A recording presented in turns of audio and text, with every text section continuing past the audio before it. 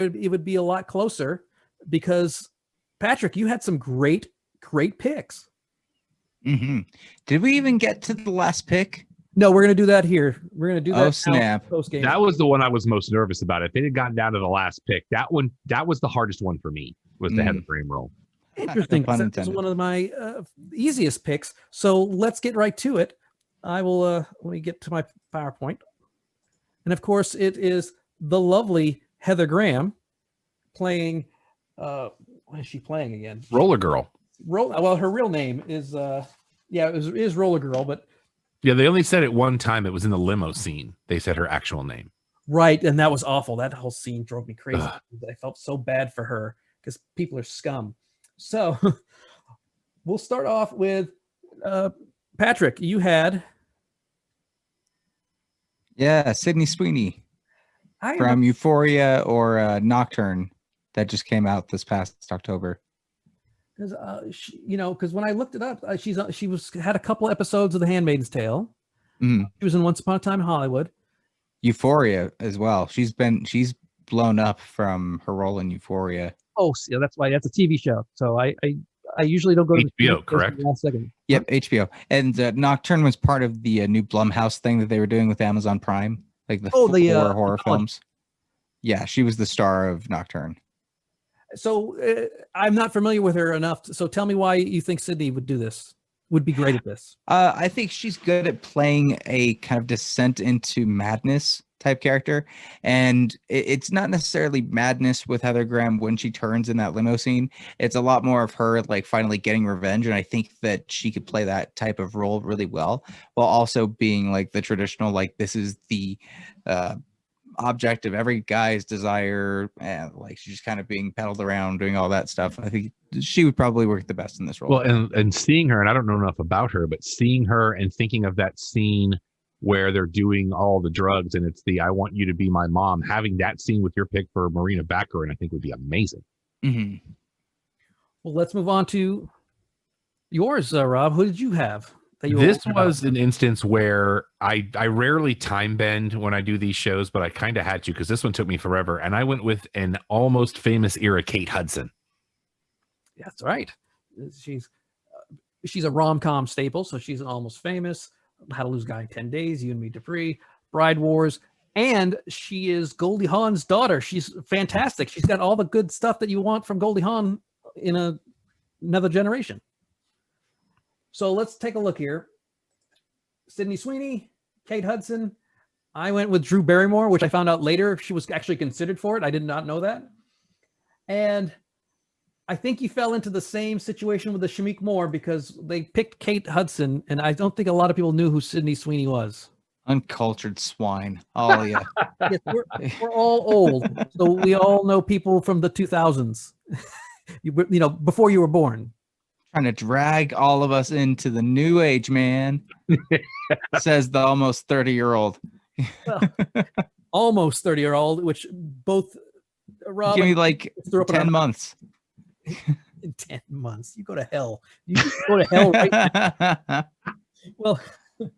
Well, had this gone to a tie, which apparently was never going to happen. Now that I see the way things are going. What would you have chosen for a double feature? Your favorite part of the show, Patrick? I actually was going to go with Almost Famous. Oh, really? Oh, all right. And Rob? Yeah, it's a good pick. I think so too. I know. I agree. That's a great pick. I actually had one with a backup because I felt like my first pick was the obvious one. I went with Lovelace. Okay, because I thought that would have worked well. But if Patrick had staked claim on that, my backup was actually Pain and Gain. Oh, okay. Well, I was worried it was Almost Famous. That's why I was like, that's why I almost immediately went to Rob, because I thought Rob was going to say the same thing, and we were going to have the first tiebreaker. How does that work? You would do it again, which would be more difficult because you guys have it all planned out, except for Randy. Randy has 5 of them, and he has them ranked. And then when I say, oh, there's a tie, or someone else says it, he goes to the next one. Well, Pain and Gain was my backup, and then my third choice was Rush with Jason Patrick. Oh, nice. I'm going to go with Almost Famous because I like that movie a lot more than anything you just said. Oh, no, I totally agree.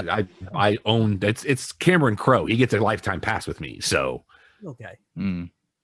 Well, of all the picks that we saw tonight, Rob, which one did you like the most from Patrick? Of mine or his or either? Of his. Which one of his did you like the most? I thought the Marina Baccarin choice was strong. It was because I would love this, because that would definitely be a departure from what she's used to doing, and to see her work that kind of character would be fascinating to me. The John David Washington pick was great too. Yeah. Oh, I thought Marina could have done. She was almost on that path in Deadpool. I mean, she was pretty raunchy in Deadpool. So I think that would. But yeah, John David Washington was very good. My only issue with it is I don't think he's sweet and naive enough. My backup there was going to be Bozeman, but I just wasn't. I landed on John David Washington and was like, okay, that's where I'm going. You should see what my notes look like for all. I mean, it's just names just scribbled everywhere with question marks and underlines. It was crazy. It's a beautiful mind, right? Pretty much. I had to rewrite my list just to figure out what I'd sent to you so I could read it when we were on air. Well, that's a nice little plug for this weekend's podcast of Beautiful Mind. So, Patrick, where can people find you and find your reviews? And I'm super jealous and super proud of you for being on Good Morning Utah. It's really impressive, and I'm really happy for you.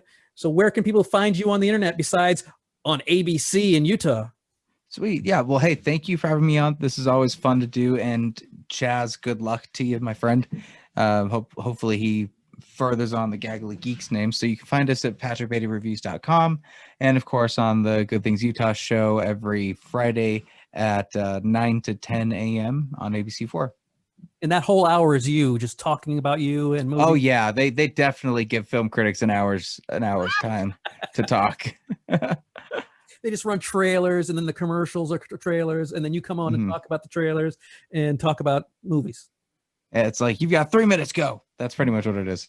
I like it. Well, you do a hell of a job in those 3 minutes. So thank you. We're very proud and very happy for you. So 2020 was not bad for everybody. I think that should be your crowning achievement. You should be very happy for that. And you're still young. You still got the good looks. You still got most of your hair. You're going to be fine. Yeah. So I will get to my fellow five head, as I'm not going to lie. I'm losing mine, and we got the same thing. We're brothers in arms. Rob, you've got several podcasts going on. Where can people find you? Well, we've got, if you're a pro wrestling fan, as you can see over here over my shoulder, we have the Cheap Popcast. That's live every Sunday at 5:30 Eastern. And then at 7 Eastern every Sunday, we have the Clubhouse Podcast, which is all things sports and pop culture. Both of those can be found at vocalnow.com, VOKAL now.com. And one thing that we've started doing, if you're a fan of WWE, if you watch the pay-per-views on the WWE Network, we are doing our own separate commentary tracks that we're calling the Deconstruction. And we are about 4 weeks away from the Royal Rumble. And we have special guests on, and we do our own commentary for the entire pay-per-view. We've been doing that since August. Big time wrestling down there in Texas. I know they love it. Yes, sir.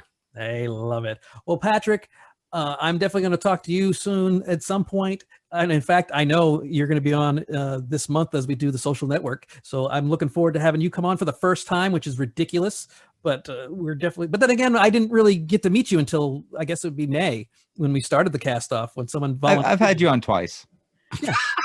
And, I do, just so you know, I do put it out there, and you never volunteer. So you want to be asked. You want to be wooed. No, I know.